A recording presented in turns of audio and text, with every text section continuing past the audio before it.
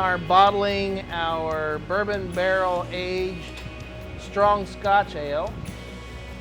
It is called Unicorn. So this beer we lovingly call Drunken Unicorn because the unicorn crawled in the barrel and done got drunk. This is our anniversary beer. We do it every year on our anniversary. Our anniversary is actually on St. Patty's Day. So we're doing it this year halfway to St. Patty's Day because of a variety of different reasons.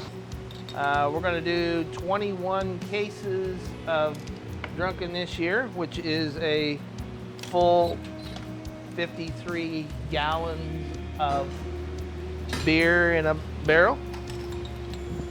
Now the beer goes into used bourbon barrels that we lovingly call freshly squeezed. So we have the opportunity to go get the barrels as they're empty. So there is still some residual product left in the barrel. We don't have to rehydrate the barrel. In other words, put hot water in it to get it to seal again, which is a huge advantage over most facilities because they'll lose what they call the devil's share in the process. Look at that. In the process of, it works better if you put a cap in it. In the process of rehydrating the barrel, they'll lose the product. We don't.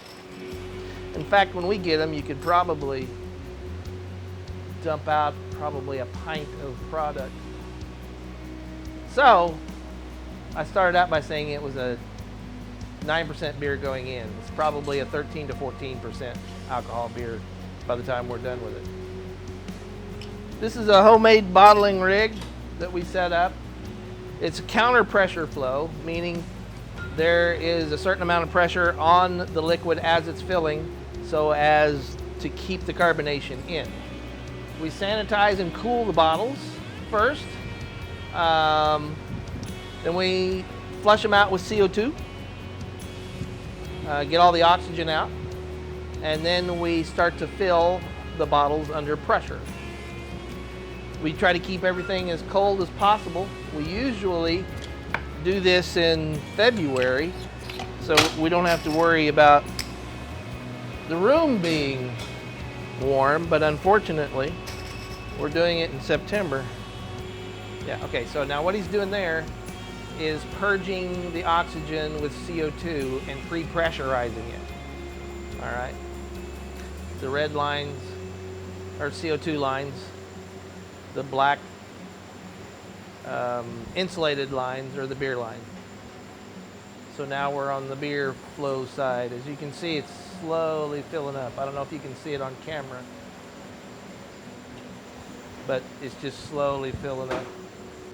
But it's kind of a slow and steady fill so that we keep the carbonation in the beverage.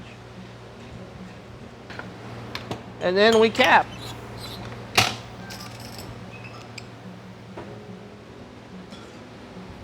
Because we're small, we try to keep things inexpensive. Poor folks has poor ways. So we built this whole setup. It cost maybe $300 in total to build this. If you were to buy a professional rig, it would probably be $10,000. So, and then we'll go from here to labeling and waxing. We put a wax seal on these because they're meant to be aged. So it's just another barrier to oxygen.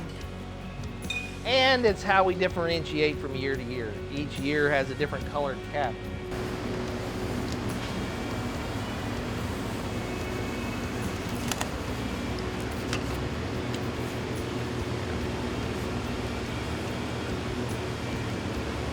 Okay. All right, we ready? I don't know if you're ready or not.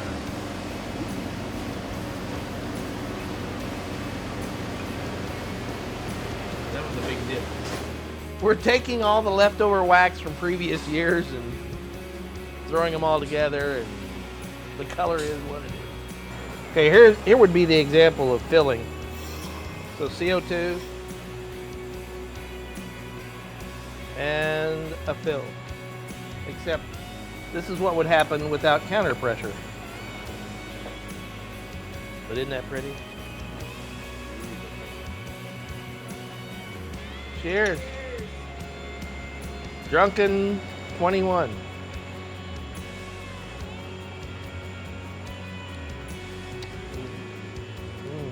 It's like drinking caramel.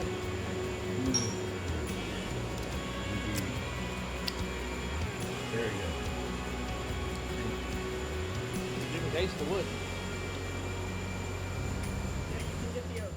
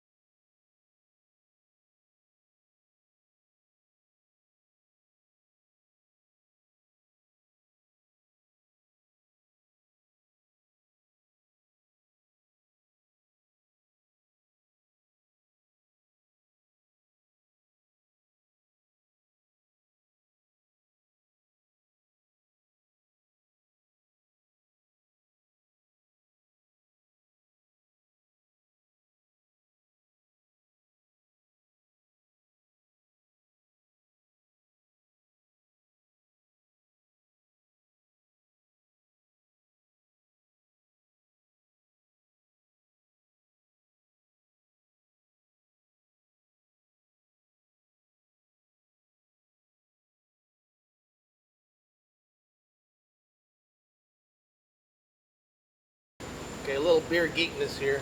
See how tiny the bubbles are? That's a good thing. Lacing on the glass. That's a good thing. That's good beer. I think that's one of our best ones. Well, it aged a lot longer than any other.